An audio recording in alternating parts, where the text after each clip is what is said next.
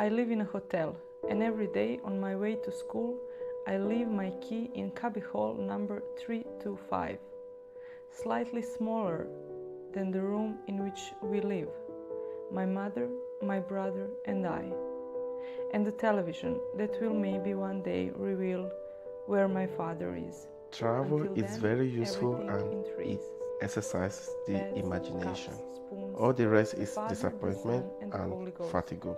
And we cowardly buy Our own everything journey is in trees, entirely imaginary. as we're not counting That on him is anymore. its strength. Even the pillow It we goes sit on from is life made to out death. of fur lining of his People, jacket animals, that Auntie saved cities, from Vukovar. things, And that's pretty much, all are imagined. but no one can save my mother. It's a No novel, one. simply She a will spend years fictitious in the small narrative. bathroom of room 325, writing letters to my father who disappeared.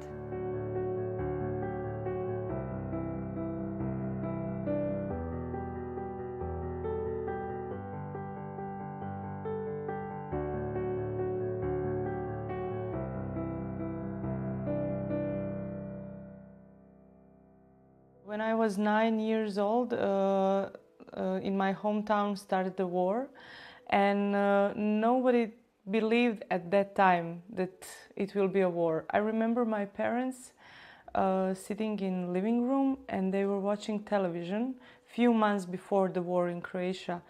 And I remember that they were watching this huge river of people, and it was Kurd people. And their dialogue was, what is going on with these people? You know, it's 20th century. How can they be refugees? And I remembered this thing because you really don't believe that something like that can happen to you. Just several months after that, people from Yugoslavia started to walk out of their cities just in the same circumstances as those people that they were so, you know, shocked by them. So I was 9 years old and war was starting, but as I said, nobody believed that it will happen for real. And they sent my brother and me to the seaside. We were supposed to stay a few weeks there until the circumstances get better, but everything got worse and we never came back. My mother, she achieved to escape out of town when the situation was really serious, and my father left there as a defender, and he's missing still today. My journey was started from Jos, from my city, Pukuru. It's kind of unplanned journey. I'm doing my everyday routine, like I'm doing everything, and you know, in just a moment, my mom crying, coming, Prince, pack everything you could, move now. I will not lose you. We already lose two of my elder brother. So I was like, okay, this is my country. Where I want to go? Do I want to go to Sokoto or Kaduna or to Benue or Abuja? So I just start the journey from my city to the border through Libya. So I have to go through Niger. Niger is our neighboring country. Then Niger to Libya. You know, it's good to say, oh, I from Nigeria to Niger, Libya, but what is in between those routes before I finally came to Croatia? I will need like 2 days to explain to you this is what happened, which is I never pray for any human being to encounter in life. So my journey is like unpleasant one. There is a rail station near my house, and a few years ago it started to go trains here with refugees. And it was crazy because, you know, all the people are talking about them, just they wanted them to just disappear. And it is crazy because at the same territory 20 years ago, we were in the same situation. So one journey ends, another journey starts. I was in the street, like people were looking a lot, like, what a black man. A lot of people say to me, "Are you leaving?" I say, "Yes." What have happened to Croatia? What has come to Croatia? So I I find it so difficult to accept that. Like, why can't I live here? You know, they said no, it's not. You know, when in the time of Yugoslavia, there's a lot of Africa, but now we don't have. It's just tourists. What are you doing here? When I see this, I 100%, because of my experience, I can see me and my mother and my brother in those people. I think it's the human nature is the same everywhere. And I think that during this war we didn't, or after this war, we didn't worked on our level of empathy. It's just the opposite. War doesn't give you empathy. War doesn't build something good in you. I think that war destroys every good value in society. The journey stopped when I asked for asylum in Croatia, and they decided to treat my case. And after a couple of months, I got the positive result. It's a refugee passport, but it's written in Croatian. You want to see? Mm-hmm. So this is the old one. You can show it on the camera. Yeah, this is the old one, so I have the new one. So this is a refugee passport. Yes, but it's written Republic of Croatia. Through the good people of Croatia that I knew, they really changed my mentality about what I thought the situation would look like, because I thought it was really awful.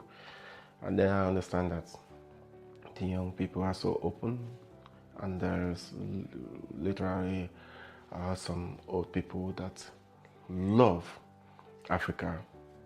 They already have love for Africa in their mind. So when I started something that I am from Africa, I was highly welcome. So the African society is just it's kind of a voice. African society is reborn just to make us visible as a human being, part of the society in Croatia. So through these African society things, we go to schools, we talk about African culture, we play drums, clapping, singing, telling them stories, talk about Africa, the culture, taking pictures, cooking them food. I'm doing this thing. I see that what I'm doing, that it's necessary. My greatest satisfaction is that I was accepted into the society. And through that acceptance, I make a change. I will tell you the truth. I forgot that I am black these days, because I'm speaking Croatian, I'm driving with Croatian, I'm eating with Croatian, every day of my life I'm with Croatian. So I forgot. If someone don't call me Blackie or you are dark, I will forget that I'm a black guy, but I'm from Africa. That cannot change. Maybe the shame is the most correct word that is above all my images from that first part of my journey. My parents had a job, I had my room, we went to school, we went on vacation for summer, and just suddenly I was poor refugee. Because when you write the book, my book is about growing up in the refugee camp. If it's really authentic, then people can identify it with you. And I remember when I came to Zagreb, to university, I didn't want to tell my story to my new friends on university. They found out for my story, most of elements of my story after my book was published. Because I just wanted to be normal. The most great deception is that those things are not happening or they won't happen to us, because the human nature is the same everywhere. So I think if we don't start to think about self as a part of this human nature, which is really capable to make new refugees, to make new wars, nothing will happen, and we won't be capable for empathy. In a 2 year, my daughter will read that book as a part of curriculum in school, so it will be a funny situation probably. I just want to change the mentality of people to see that I might be black guy or from Africa, but they can always be happy, safe, and see me as one of them. I want them to see everyone, every migrant like that, as one of them, one of the society. So this fight for this diversity, still people don't get it, and they have to get it. There is some kind of weird vacuum that I'm living in. It's not that bad, but in one level I always have this feeling that this life is something temporary and that I will come back somewhere sometimes. You have this strange feeling of temporary life. I learned a lot from my journey, so that I could speak less. And it's always, I think, important journey when you speak less after the journey, because you know better and you see deeper, and you are not that fast or that hard to make conclusion about people, about their reasons, about their motivation. So it's like endless journey, and what we all have a responsibility. My journey is not end yet, so I don't know what tomorrow can bring you. Who knows tomorrow? That's what we say in Africa. Nobody knows tomorrow. Niko ne zna sutra.